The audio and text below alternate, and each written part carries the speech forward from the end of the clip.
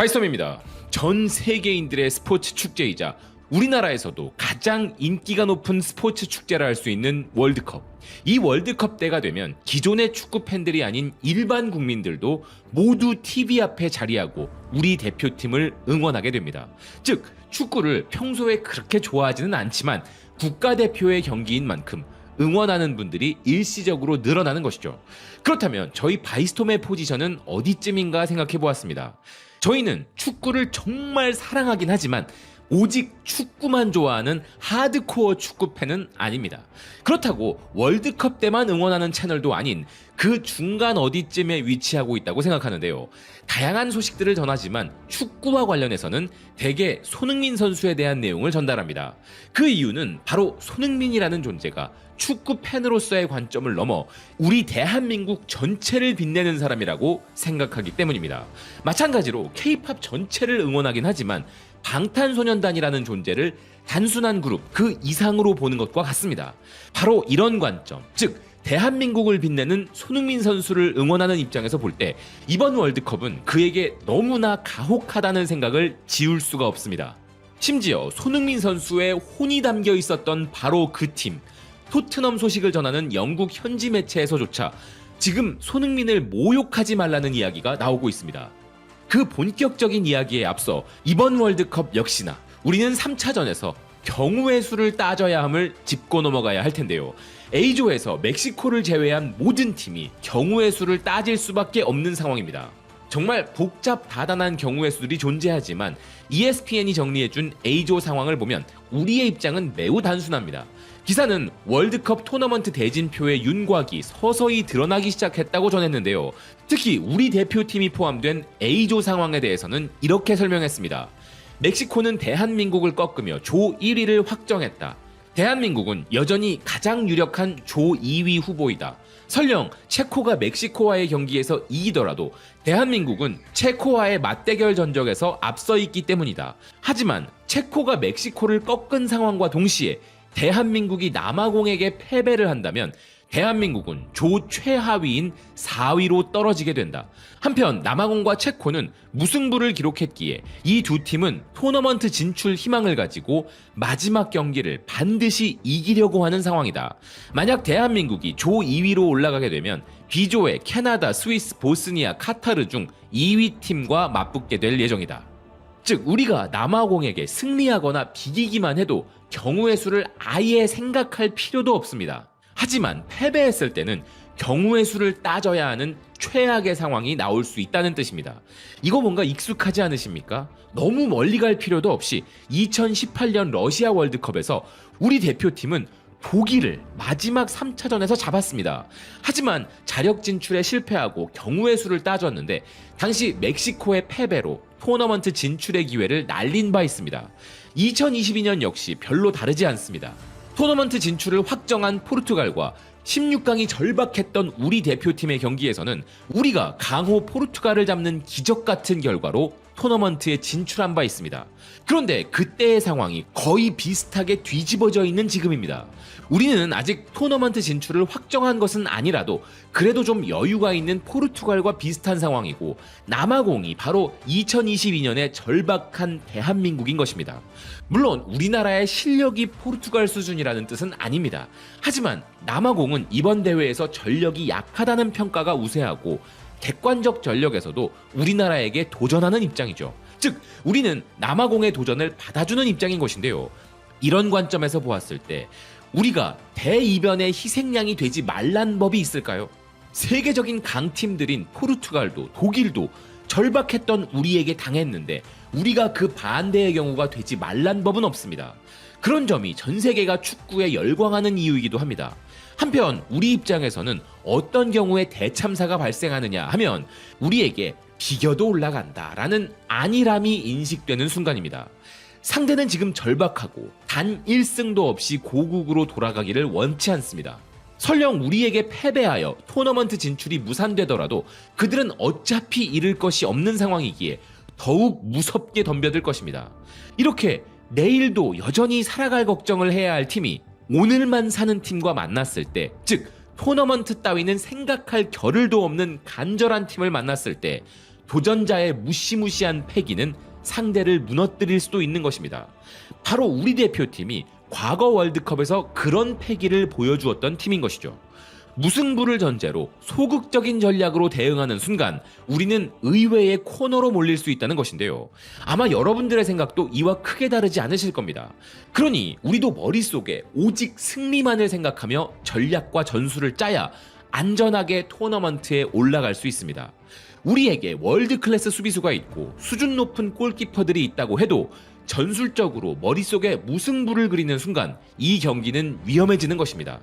앞선 1, 2차전과 같은 소극적인 선수 구성과 전술이 3차전에서도 계속 이어지거나 아니면 더 심화될 것인지 아니면 승리를 위한 포지셔닝을 할 것인지는 코칭 스태프들의 선택입니다. 전 세계 축구 역사에 길이 남을 그 결과는 그들이 알아서 책임을 지면 되겠으나 응원하는 팬의 입장에서는 우려가 앞설 수밖에 없는 것입니다. 당연히 우리 대표팀도 남아공과의 경기 모드로 이미 돌입했습니다. 동시에 우리나라에 대해서도 이기기 쉬운 상대는 아니지만 반드시 이겨야 한다는 남아공 현지 매체들의 보도도 속속 나오기 시작했습니다. 퇴장 선수들이 2명이나 등장하고 엉망이었던 1차전, 그리고 무승부를 거둔 체코전을 지나며 남아공도 이제 나름대로 월드컵에 적응 중이라는 분석도 나오고 있습니다. 그래서 마지막 한국과의 경기야말로 한번 해볼만 하지 않냐는 응원의 목소리들도 들려오는 상황입니다. 그래서 바로 이 시점에 이 이야기를 반드시 해야 할 것 같습니다. 손흥민 선수에 대한 이야기 말입니다. 손흥민 선수의 이전 소속팀이자 손흥민 선수를 유럽 최고의 선수 중 하나로 자리매김하게 해준 토트넘. 이 토트넘 소식을 전하는 매체 폿스퍼 HQ는 지금 한국 대표팀이 손흥민을 제대로 활용하지 못하는 치명적인 실수를 보며 고개를 저을 수밖에 없다면서 이런 분석을 내놓았습니다. 토트넘 팬들은 이번 월드컵에서 현 소속 선수들과 과거 소속 선수들의 활약을 지켜보고 있다. 전설적인 공격수인 해리 케인은 크로아티아전에서 잉글랜드 대표팀을 위해 훌륭한 활약을 펼쳤다. 하지만 과거 그의 환상적인 파트너였던 손흥민은 한국 대표팀에서 자신의 영향력을 보여주지 못하고 있다. 한국은 체코와의 첫 경기에서 승리를 거뒀지만 개최국 멕시코와의 경기에서는 상황이 좋지 않았다. 그런데 이 경기에서는 전 프리미어리그 스타 오웬 하그리브스를 당황시킨 장면이 등장했다. 실제로 그 경기의 중계를 맡았던 오웬 하그리브스가 경기를 중계하다가 너무 당황했던 그 순간은 손흥민이 너무 이른 시간에 교체를 당했을 때였다. 한국은 골키퍼의 실수로 인해 0대1로 뒤진 직후인 후반 11분에 승리를 향한 최고의 카드를 스스로 빼버린 것이다. 그 결정은 예상대로 한국의 부정적인 결과를 가져왔다. 한국은 몇 차례 크로스를 통해 득점에 근접했지만 전반적으로 손흥민이 경기장에 있을 때보다 팀 전체의 경기력이 월등히 떨어지기 시작했다. 이런 차이가 나타난 것은 한국 대표팀이 손흥민을 제대로 활용하지 못하고 있기 때문이다. 물론 지금의 손흥민은 3년 전의 손흥민은 아니다. 그것이 바로 토트넘이 유로파 우승 이후 그를 존중 속에 떠나보낸 이유이기도 하다. MLS에서도 예전처럼 많은 골을 넣지는 못하고 있다. 하지만 그는 여전히 위협적인 선수임은 분명하다. 그는 뛰어난 연계 플레이와 역습 상황에서의 날카로운 측면 전개 능력을 여전히 보유하고 있다. 심지어 도움을 기록할 수 있는 창의성도 가지고 있다. 33세의 나이에도 불구하고 손흥민은 여전히 한국 최고의 선수이자 가장 중요한 자산임은 분명하다. 이것이 지금 영국 현지에서 나오고 있는 손흥민 선수에 대한 객관적인 평가입니다. 우리는 지금 자기가 가지고 있는 무기의 강력함은 물론 사용법조차 전혀 알지 못하는 사람에게 그 무기를 맡기고 전쟁에 내보낸 것입니다. 그래서 그 사람은 그 강력한 핵무기는 옆에 놔두고 적에게 권총만 쏴대고 있는 상황인 것이죠. 하지만 이 매체는 우리의 마음에 더욱더 분노가 일어나게 만드는 분석을 이어갑니다. 멕시코전에서 한국이 손흥민을 활용하고 대우하는 방식을 보며 대단히 안타까웠다. 손흥민은 최전방 공격수 역할도 잘 수행하지만 사실 그는 왼쪽 측면에서 훨씬 더 뛰어난 선수이다. 토트넘은 그 사실을 누구보다 잘 알고 있던 팀이다. 그는 토트넘에서도 스트라이커로 뛰었을 때보다 왼쪽 윙어로 뛰었을 때 훨씬 더 위협적이었다. 한국 대표팀은 손흥민을 최전방에 고립시키고 그가 3명의 수비수를 상대하도록 만드는 대신 보다 효과적으로 그를 활용해야만 한다. 현재 한국 대표팀의 손흥민 활용 방식은 그의 드리블 능력과 돌파력 및 역습 상황에서의 기회 창출 능력을 모두 심각하게 제한하고 있다. 게다가 접전 상황에서 상대가 앞서고 있는 상황인데 후반 초반에 손흥민을 경기에서 제외하는 것은 솔직히 그에 대한 모욕이라고 할 수 있을 뿐만 아니라 감독의 입장에서도 중대한 실수였다. 즉 손흥민 선수는 지금 가장 잘하는 포지션에서 뛰지 못하고 있고 그의 능력은 전혀 활용되지 못하고 있음은 물론 심지어 후반 초반에 그를 성급히 빼버리는 것은 선수에 대한 모욕임과 동시에 감독의 자질까지 의심케 한다는 평가인데요. 혹시 이 중에 반박하고 싶은 내용이 있으십니까? 개인적으로는 오현규, 조규성 선수와 같은 전형적인 스트라이커들과 손흥민 선수가 공존하는 형태를 보고 싶기도 합니다. 하지만 수비 안정성을 최우선으로 두는 현 대표팀의 전술에서 이런 공격적인 부분보다는 뛰어난 축구지능과 센스를 겸비한 괜히 등번호 10번을 달고 있는 게 아닌 이재성 선수를 선발 명단에서 제외하기도 힘들어한다는 것도 누구나 다 아는 사실입니다. 하지만 진짜 문제는 지금 대표팀이 손흥민 선수에게 가하고 있는 모욕에 있습니다. 체코전에서는 손흥민 선수가 교체된 이후 골이 나왔고 멕시코전에서도 골은 나오지 않았다는 이런 결과론적인 이야기를 하는 것이 아닙니다. 문제는 손흥민 선수가 가장 날카로운 공격 무기인데도 불구하고 지금 현 대표팀에서는 그가 결정적인 활약을 할 위치에 놓인 것이 아니라 마치 미끼나 희생양 정도 수준으로 활용되고 있다는 점입니다. 체코전에서 터진 오현규 선수의 골도 손흥민 선수가 상대 수비진을 후반까지 악착같이 괴롭혀 그들을 지치게 만든 상태가 아니었다면 어려웠을 것입니다. 멕시코전에서는 이 외신 기사가 말하는 것을 볼 것도 없이 손흥민 선수가 같이 뛰고 있었다면 어땠을까 하는 생각을 후반 내내 지울 수가 없었습니다. 우리나라 대표팀에서 가장 돌파를 잘하는 선수, 가장 크로스를 잘하는 선수, 경기 후반 지친 수비수들의 뒷공간을 가장 잘 파고드는 선수, 멋진 패스로 가장 결정적인 어시스트를 올릴 수 있는 선수, 공중볼 경합에서 나오는 세컨볼 상황에서 가장 위협적인 선수, 물론 분야별로 최고의 선수들이 다 따로 있을 것입니다. 그러니 대표팀에 뽑힐 선수들이겠죠. 그런데 지금 말씀드린 이 모든 항목들을 종합해서 평가했을 때 특히나 추격골이 절실한 후반전에 손흥민 선수를 능가하는 선수는 단연코 없습니다. 교체로 들어오는 다른 선수들을 무시하는 게 아니라 손흥민이라는 존재가 원래 그런 선수라는 것입니다. 손흥민 선수를 이렇게 허무하게 반쪽짜리 선수로 쓸 것이라면 오히려 지금과 반대로 선발에서 제외하고 후반에 조커로 투입하는 게 맞습니다. 주장이자 월드 클래스인 선수를 선발에서 빼는 것이 모욕적일까요? 결코 아닙니다. 지금과 같은 기만적인 활용 방식이 진짜 그를 모욕하는 것입니다. 그리고 이것은 손흥민 선수가 지금까지 써내려온 그의 커리어 전체의 골 기록을 보면 더욱더 명확해집니다. 손흥민 선수를 활용하는 방식에 너무나 열이 받아서 트랜스퍼 마크트부터 유명 축구 데이터 매체들을 전부 찾아서 손흥민 선수가 지금까지 소속팀과 대표팀에서 넣은 모든 골들을 뒤졌습니다. 손흥민 선수의 1군 무대 커리어 250골, 대표팀 소속의 통산 56골을 기준으로 손흥민 선수의 득점 비율은 전반전 득점 비중이 42.5%, 후반전 득점 비중이 57.5%인데요. 그런데 여기서 손흥민 선수의 후반전 교체가 진짜 치명적인 이유는 손흥민 선수의 후반전 골들이 76분 이후에 집중되어 있었기 때문입니다. 즉 손흥민 선수가 가장 골을 많이 넣는 순간은 상대 수비수들이 막다 지쳐서 손흥민 선수의 돌파와 결정력을 더 이상 감당하지 못할 때인 것입니다.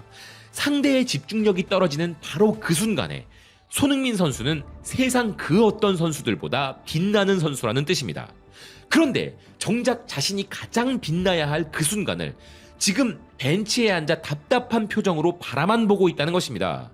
그가 마땅히 90분 풀타임을 소화하는 것이 맞습니다. 체력이 문제라면 저돌적으로 뛰어줄 어린 스트라이커들을 주변에 붙여주어야 합니다. 그것마저 체력이 걱정된다면 차라리 후반에 투입해야 합니다. 더 이상 우리 주장이 이런 식으로 모욕당하지 않았으면 좋겠습니다.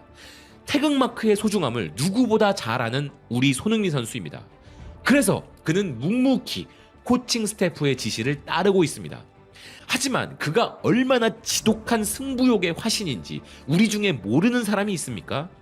그러니 지금 그가 겪고 있는 이 상황은 수십 번을 다시 생각해봐도 모욕 그 자체입니다. 어떻게 손흥민 선수는 소속팀에서나 대표팀에서나 감독복이 이렇게 지지리도 없는 건지, 어쩜 이렇게 억울한 상황을 계속 당하는지 팬으로서 정말 분노가 치밀 지경입니다. 손흥민 선수는 그저 축구를 잘하는 선수가 아닙니다.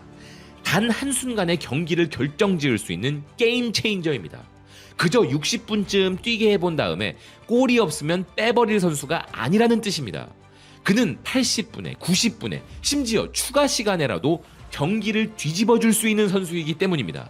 상대팀 선수들 전체가 손흥민이 그라운드를 나가는 순간 일제히 공격적으로 나서는 것은 결코 우연이 아닙니다.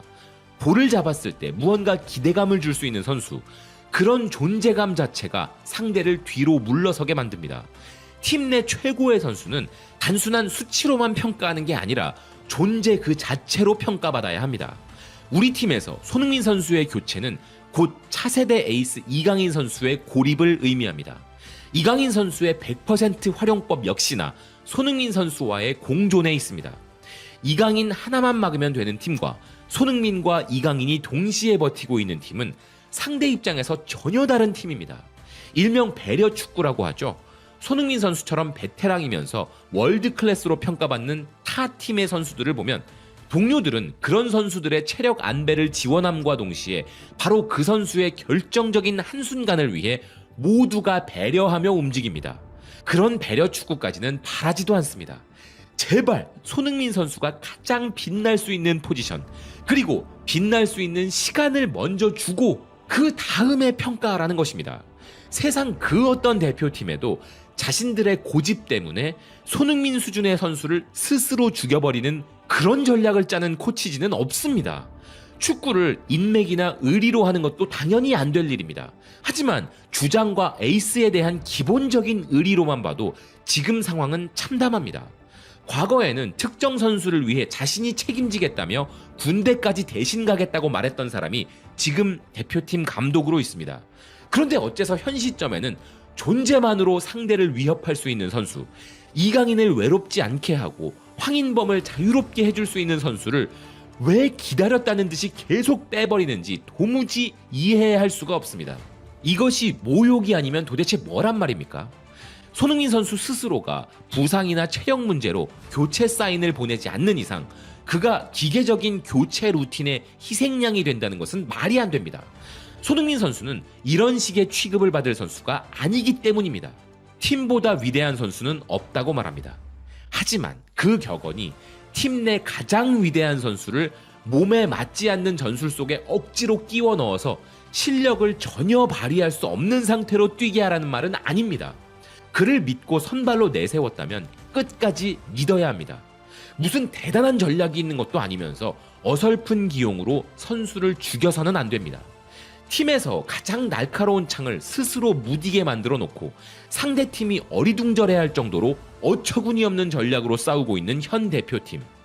여러분의 생각은 어떠십니까?